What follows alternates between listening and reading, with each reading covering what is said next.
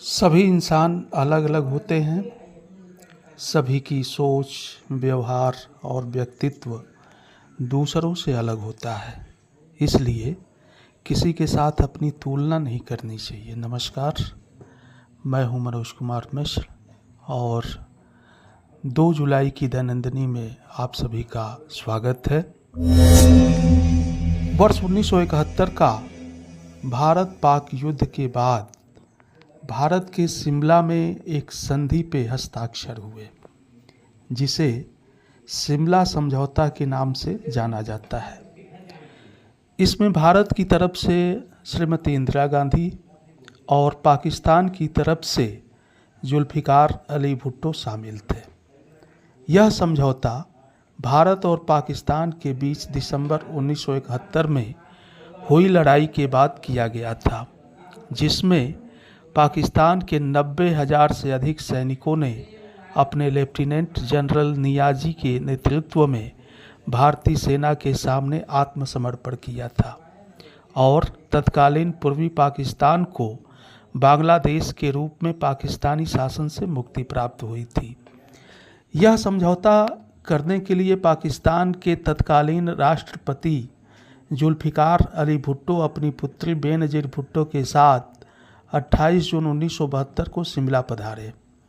28 जून से 1 जुलाई तक दोनों पक्षों में कई दौर की वार्ता के पश्चात 2 जुलाई 1972 अर्थात आज ही के दिन शिमला समझौता हुआ।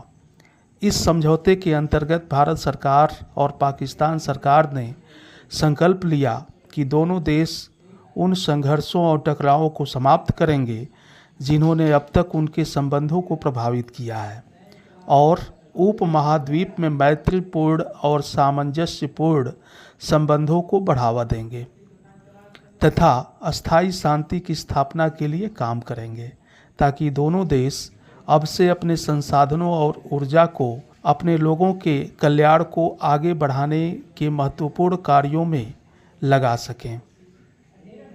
अप्रैल 2025 में पहलगाम आतंकी हमले के बाद भारत और पाकिस्तान के बीच बढ़ते तनाव के बाद भारत ने सिंधु जल संधि को निलंबित कर दिया। बदले में पाकिस्तान ने 24 अप्रैल 2025 को शिमला समझौता निलंबित कर दिया।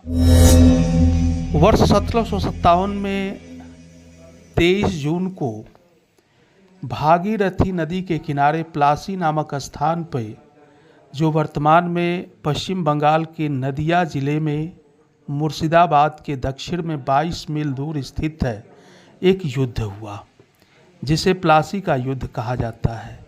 इस युद्ध के परिणाम स्वरूप ही भारत में अंग्रेज अपना पैर जमा लिए। इस युद्ध में एक ओर ब्रिटिश ईस्ट इंडिया कंपनी की सेना थी, तो दूसरी ओर बंगाल के नवाब की सेना। कंपनी की सेना ने नवाब सिराजुद्दौला को एक षड्यंत्र के तहत हरा दिया था। युद्ध के तुरंत बाद आज ही के दिन 2 जुलाई 1757 को मीर जाफर के पुत्र मीरन ने सिराजुद्दौला की हत्या कर दी।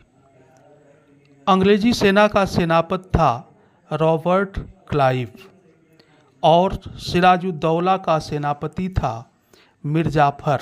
रॉबर्ट क्लाइव ये जानता था कि आमने सामने का युद्ध हुआ तो 1 घंटा भी वह नहीं टिकेगा और वह युद्ध हार जाएगा। रॉबर्ट क्लाइव ने तब अपने 2 जासूस लगाए और उनसे कहा कि जाकर पता लगाओ कि सिराजुद्दौला के फौज में कौन ऐसा आदमी है जिसे रिश्वत देकर अपने देश से गद्दारी कराई जा सकती है। उसके जासूसों ने यह पता लगाकर मिर्जाफर के बारे में बताया। मिर्जाफर ऐसा आदमी था जो दिन रात एक ही सपना देखता था कि वह बंगाल का नवाब कब बनेगा। अंग्रेज़ों ने मिर्जाफर को बंगाल का नवाब बनाने का प्रलोभन दिया और इसके साथ एक गुप्त संधि की। इस संधि के पश्चात अंग्रेज़ों ने नवाब पे आक्रमण कर दिया।